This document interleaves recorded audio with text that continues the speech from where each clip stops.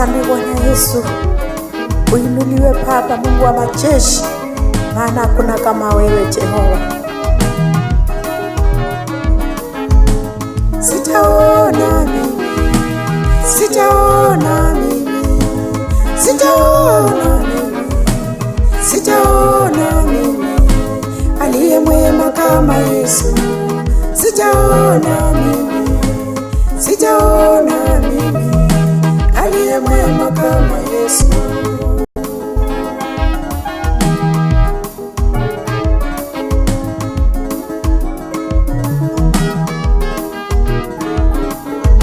Duniani mote nimetembea, sitaona mimi.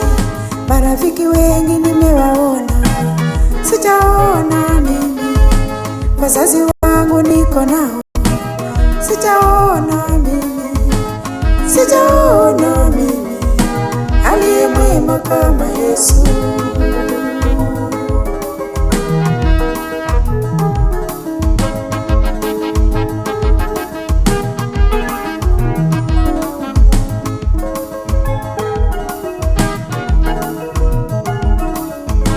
Wahubiri wote nimewaona, hakuna kama Yesu. Wahubiri wote nimewaona, hakuna kama Yesu. Hata watoto wangu nikiangalia, hakuna kama Yesu. Upendo wako ni wa ajabu, wewe Mungu wa neema. Sitaona mimi, sitaona mimi, sitaona mimi aliye mwema kama Yesu.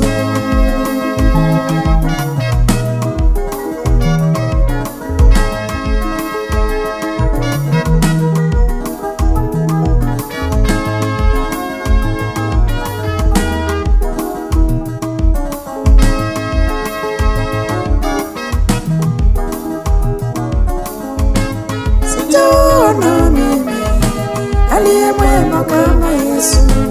Sitaona mimi aliye mwema kama Yesu. Ndugu zangu nikitazama, sitaona mimi. Marafiki wangu nikiona, sitaona mimi, sitaona mimi aliye mwema kama Yesu.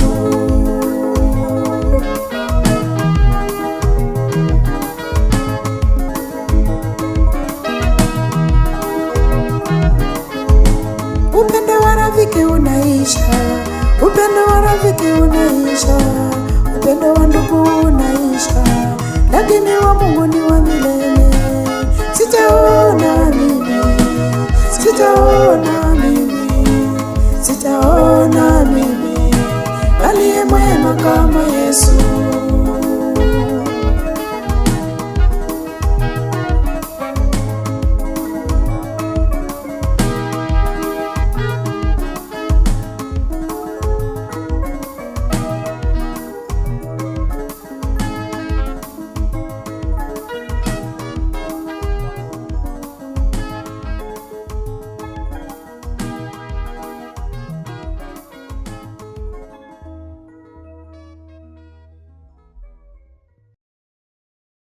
Kwa ajili ya kuamsha wewe pamoja nami.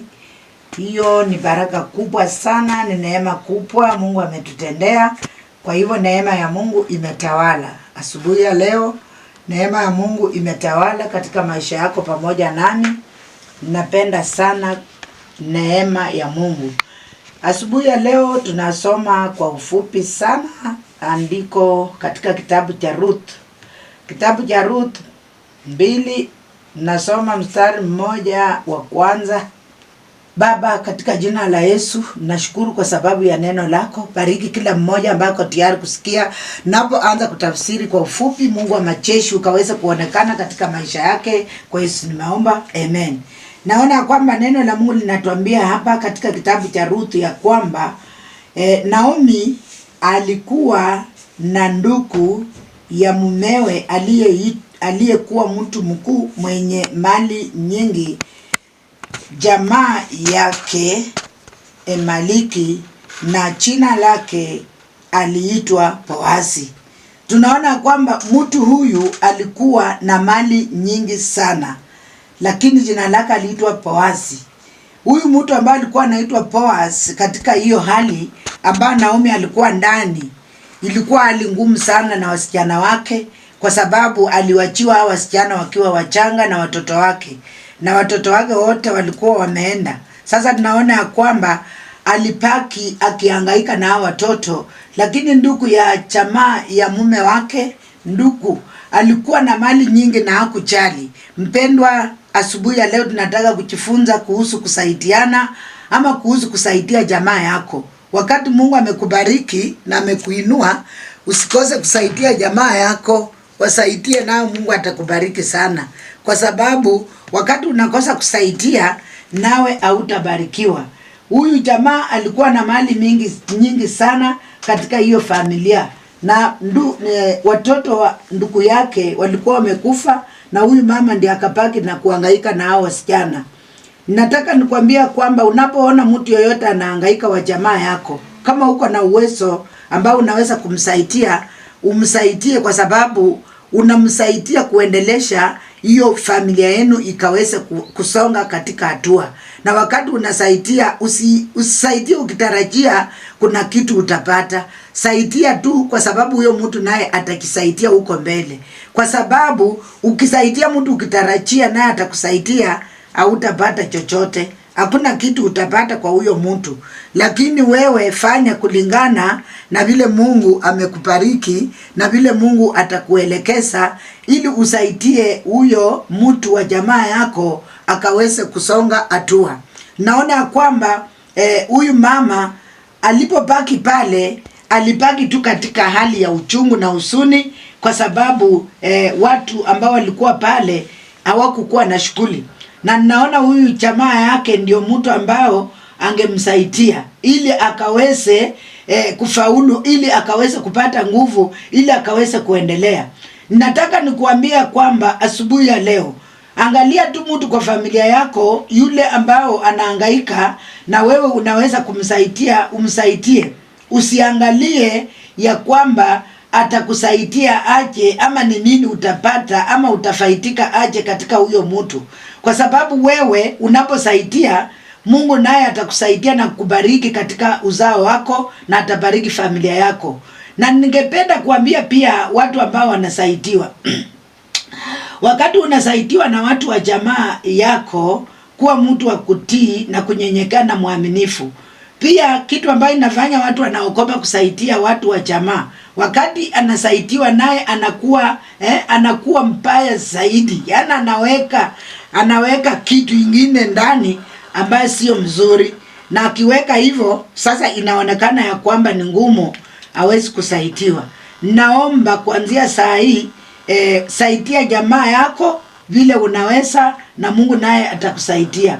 Asa kama kuna mama mjane mahali penye unatoka, kama kuna mama mjane katika familia yako ambao unajua ya kwamba anasumbukana, inafaa umsaidie ukijua ya kwamba unasaidia kuendelesha familia yako ama familia ya ukoo uliooleka ndani, naye Mungu atakubariki. Kwa hivyo najua ya kwamba ile kitu ambao inaenda kusema leo, ninasema ya kwamba Mungu anakupenda na Mungu amekubariki wewe uwe na mali nyingi, kwa sababu unaweza saidia. Kuna watu ambao wamebarikiwa sana, lakini roho ya hukumu iko katika mioyo yao. Kusaidia mtu ni shida. Kuokoa mtu mwingine ambaye ako na shida amsongeshe hatua ni shida. Na wakusongeshwa pia nao wamekuwa na shida. Wakati anasongeshwa anakosa kuelewa, anakosa kukumbuka, anasahau na anaongea matope baada ya kufaitika. Hiyo ndio imefanya sasa ili pepo la kutokuendelesha familia limekuwa mbaya, kwa sababu wakusaidia naokopa, hata mpewa shukurani, atapewa kusingiziwa. Na yule naye wakusaidiwa naye anakuwa mtu ambaye hajielewi alianzia wapi, alisaidiwa wapi. Anaona tu ako penye ako, hawezi kukumbuka penye Mungu alimtoa ama kama alisaidiwa. Nataka nikwambia kwamba kama wewe unasikia neno la Mungu asubuhi ya leo, usiwe kama huyu mtu ambaye alikuwa anaitwa Boazi. Alikuwa na mali nyingi sana ambaye angeita huyu bibi ya ndugu yake na aweze kumsaidia na hao wasichana ambaye alikuwa amewachiwa, ampanguze machozi. Sio lazima amridhi. Unaweza tu kusaidia mtu, sio lazima uende kumridhi ukae kwake. Unamridhi aje? Wewe unaweza tu kusaidia hiyo boma, usaidia watoto ili waendelee kusonga katika hatua, ili wakae wakijisikia vizuri. Hao wasichana walikaa na huzuni na mama yao, njaa iliwauma, waliteseka mpaka ikapiti Naomi awaambia kwamba kila mtu arudi kwao kwa sababu angeweza. Lakini Ruth akasema ya kwamba wewe utakuwa penye utaenda ndio penye mimi nitaenda, penye utalala ndio penye nitakuwa. Lakini nataka nikwambia asubuhi ya leo, kama wewe ni mama kama hawa mama mjane, lakini ungali hujafikisha miaka 60, Biblia inakwambia kwamba kuna ruhusa kwenda kuoleka kuliko kutanganya ya kwamba wewe utakaa tu na unahangaika, ama unahangaisha familia, ama unajiaipisha, ama unaipisha. Asubuhi ya leo ningependa kuongea na mama kama huyo. Kwa hivyo asubuhi ya leo ukisikia hili neno, litakupatilisha na litakujenga na kusaidia katika maisha yako. Huyu msichana mwingine alipoambiwa aende Orba alienda, lakini Ruth akaendelea kukataa. Lakini kukataa kwake ingewezekana kwa sababu miaka yake na ilikuwa pato inamruhusu ya kwamba anaweza pata mahali na anaweza ishi. Na nataka nikwambie, kama uko na roho kama ya huyu Boaz, Mungu akusaidia asubuhi ya leo ukaweze kukairi na kutubu. Na mtu yoyote kwa familia yako ambao unaweza kumsaidia na Mungu amani atakubariki. Nataka tuombe na wewe kwa sababu ya saa, na tutakifundisha zaidi hiyo maneno ya Ruth pamoja Naomi na Orba, kwa sababu ni familia ambao walikuwa na uchungu na kuna mambo walipitia ambayo hata wewe ukijijenga, ukisikia itakujenga na kutia moyo katika maisha yako. Nataka tuombe. Baba, katika jina la Yesu, Mungu wa amani, Mungu wa rehema, nakushukuru kwa sababu ya wema wako. Najua ya kwamba wewe ni Mungu mkuu ambao unastahili sifa na utukufu. Bariki kila mmoja ambaye ni mama mjane ama yatima, ambaye asubuhi ya leo anateseka, anahangaika, ana msaada, ana mtu yoyote ambaye anaweza kumsaidia.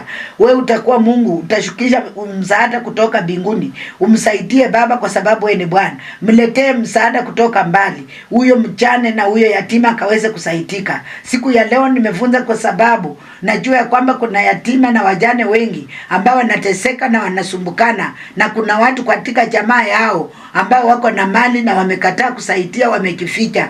Baba Mungu wa majeshi, wasiwe na roho kama ya Boazi. Ebu kuanzia asubuhi ya leo Jehova, ukaweze kufungua kila mmoja ambaye anaweza saidia mjane na yatima, amsaidie. Ondoa hii roho ya kutarajia kwamba anapomsaidia lazima amridhi. Waone ya kwamba ni familia yao na wakaweze kuwasaidia. Kila mama mjane asubuhi ya leo mahali aliko, ninatuma uwepo wako wa Roho Mtakatifu. Baba, enda uwapikanie. Wengine hata wamenyang'anywa mashamba, wengine wako na makezi, wengine wameonewa. Baba, naomba neema yako takatifu iweze kukuza mama mjane, iweze kukuza yatima. Wakati utatenda hivyo nitasema na asante. Jina lako litukuzwe na liinuliwe, maana wewe ni Mungu ambao unaweza. Asante kwa sababu ya neno lako. Ni kwa Yesu mkombozi nimeomba na kuamini. Amen.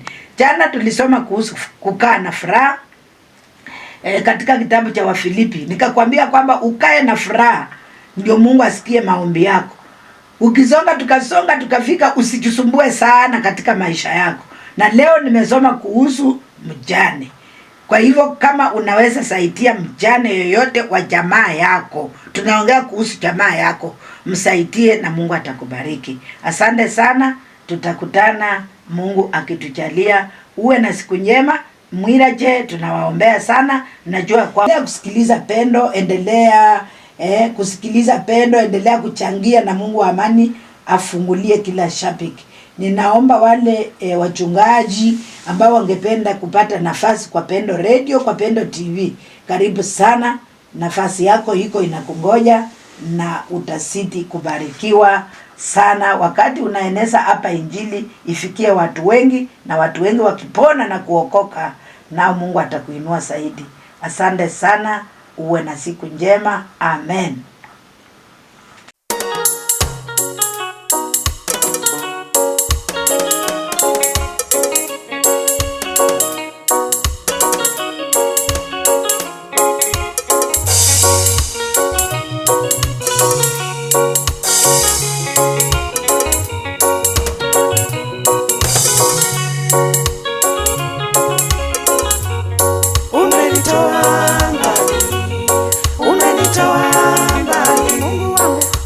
umenitoa mbali, ndiposa nakuinua. Umenitoa mbali Baba, umenitoa mbali Mungu wangu, umenitoa mbali, ndiposa nakuinua. Nilipoita wokovu, uliitika ukaniokoa, ukanijaza Roho wako, ndiposa nakuinua Baba. Umenitoa mbali, umenitoa mbali Mungu wangu, umenitoa mbali, ndiposa nakuinua. Umenitoa mbali Baba, umenitoa mbali Mungu wangu, umenitoa mbali, ndiposa nakuinua.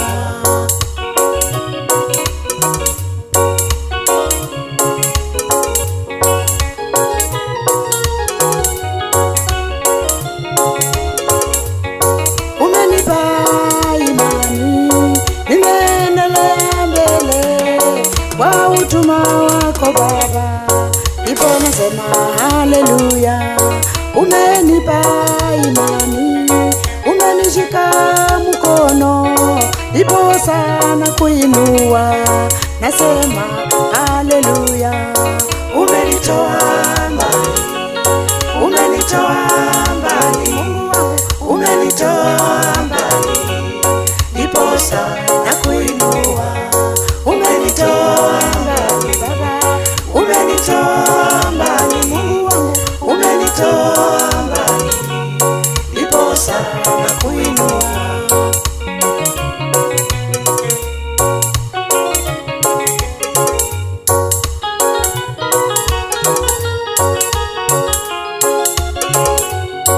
Umenitoa kwenye giza, umeniweka kwenye nuru yako. Umenitoa kwa giza, umeniweka kwenye nuru, natembea kwa mwangaza kwa sababu ya neema yako. Nasema haleluya, asante uinuliwe Baba. Umenitoa mbali, umenitoa mbali Mungu wangu, umenitoa mbali, ndiposa nakuinua. Umenitoa mbali Baba, umenitoa mbali Mungu wangu, umenitoa mbali, ndiposa nakuinua. Umenitoa mbali, umenitoa mbali Mungu wangu, umenitoa mbali, ndiposa nakuinua. Umenitoa mbali Baba, umenitoa mbali Mungu wangu, umenitoa mbali, ndiposa nakuinua.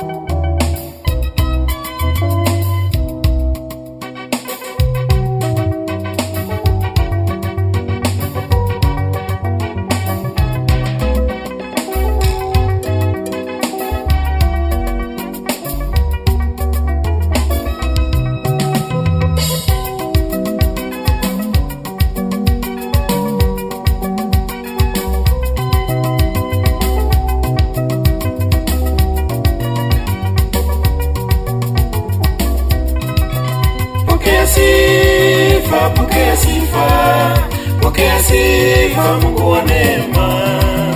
Pokea sifa, pokea sifa, pokea sifa Mungu wa neema.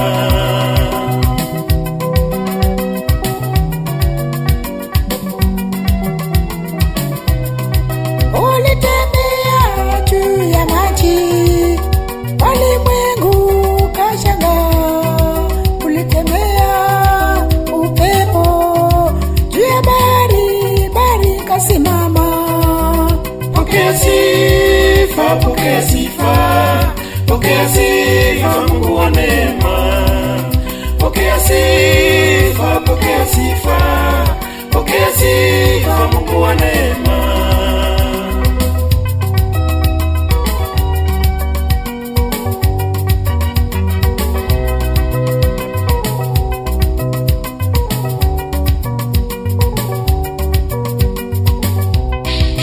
Ulitembea juu ya maji, wanafunzi wakashangaa.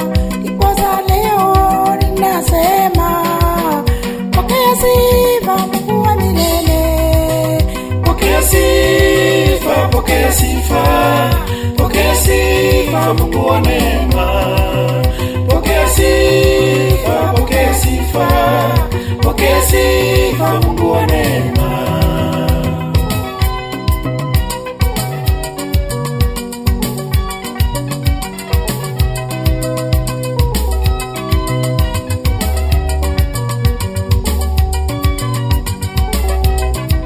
Ule Galilaya ulitenda miujiza, kaombea samaki na ile mikate, watu wakashiba, ingine hata wakapepa. Iposa nakwambia, pokea sifa Mungu wa neema. Pokea sifa, pokea sifa, pokea sifa Mungu wa neema. Pokea sifa, pokea sifa, pokea sifa Mungu wa neema.